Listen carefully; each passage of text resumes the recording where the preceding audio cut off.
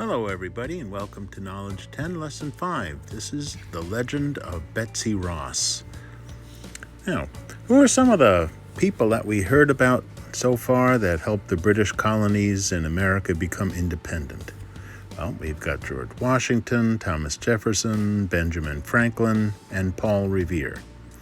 And Thomas Jefferson, of course, wrote the Declaration of Independence. Benjamin Franklin was over there in England trying to help lower the taxes on the colonists, and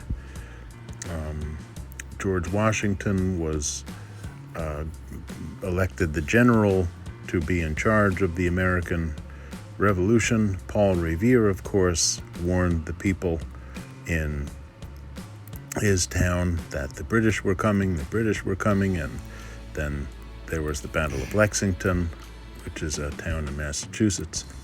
Anyway, women also helped, and today's read aloud is about a woman named Betsy Ross.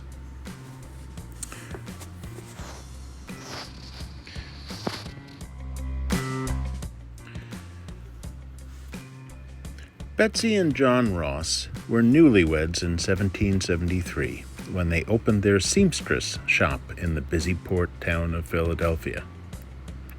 Now, you just heard that John and Betsy were newlyweds. What do you hear in there? The word wed, right? What do you think newlywed means?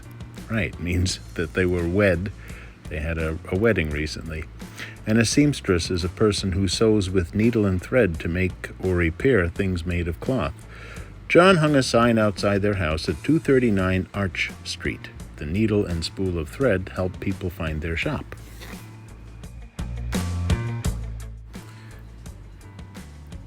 At around the same time that Betsy and John were having a party to celebrate their wedding, patriots in Boston were having their own party, the Boston Tea Party.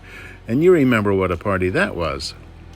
The patriots used the sea as a giant teapot, dumping shiploads of tea into it. And after that night, the colonies decided to work together to come up with a plan for answering the British demand for taxes. The meeting of representatives from all 13 colonies, the First Continental Congress, was held in Betsy Ross's hometown of Philadelphia, Pennsylvania.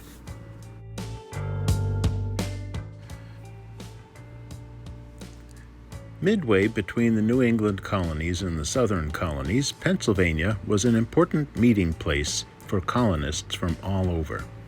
John and Betsy founded an exciting city in which to live, especially since the Patriots had begun to gather there. John agreed with the Patriot cause and wanted to break away from Great Britain. One night, Betsy's husband John died suddenly. It was very sad, and not yet 3 years since Betsy and John Ross had celebrated their wedding day.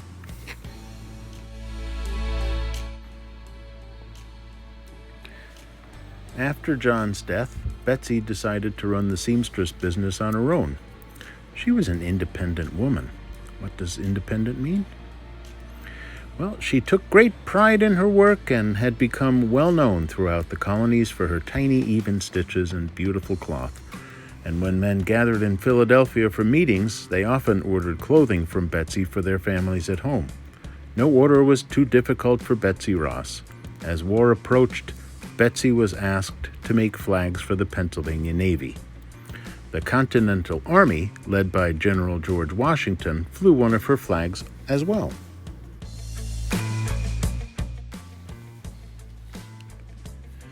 There is a famous legend about Betsy Ross, and remember, a legend is a story that has been told through the years that may or may not be true. According to this legend, Betsy sat in her shop, sewing and enjoying the light of a warm summer evening in June 1776, when she heard a loud rapping at her door. John's uncle, George Ross, stood before her with 2 other men. One of them was General George Washington himself. "Good evening, madam," he began. "We have an important job that needs to be done very quickly. As your husband John was a patriot and you're known to be the best seamstress in the colonies, we feel you're the right person for the job." "Do come in," Betsy replied. "I'll heat the kettle for tea. You can explain to me your business." "Thank you kindly, dear Betsy," said George Ross, entering the house, "but I'm afraid we don't have time to sit down. As you may have heard, the Continental Congress is meeting here in Philadelphia for a second time. We're on our way to a meeting this very evening. Soon, quite soon, we'll formally declare our independence from Britain. We have to be ready with a new flag, for we will no longer want to fly the flag of the British King."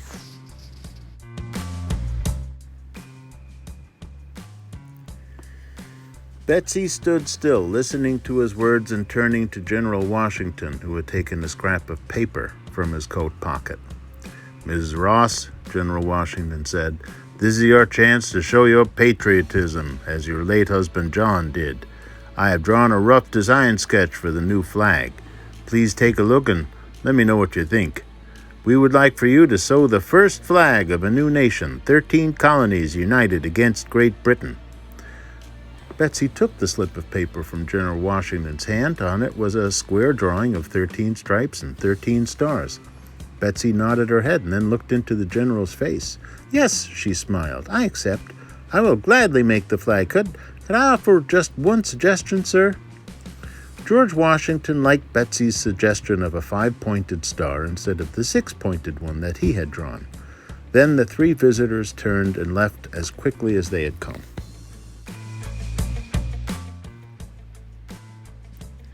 Betsy set to work on the flag the very next day. Taking down a red bolt, that's a roll, of cloth from the shelf, she measured and cut 7 strips of equal length and width. Then she did the same thing with a bolt of white cloth, this time cutting 6 stripes. She applied her famous even stitches along the length of each strip, first a red, then a white, until 13 stripes of alternating colors joined together to form a large rectangle. Next, Betsy measured and cut a square from a bolt of blue cloth, carefully stitched into it the upper left-hand corner of the flag. Days later, when she had completely finished, 13 white stars almost twinkled in a perfect circle against the dark blue background.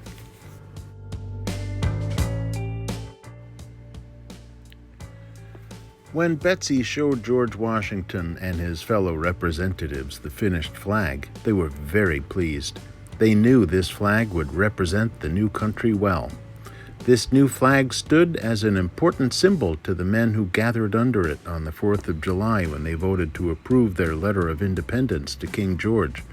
1 year later, in June 1777, the Continental Congress officially adopted Betsy Ross's flag, the Stars and Stripes, as the national flag of the United States of America.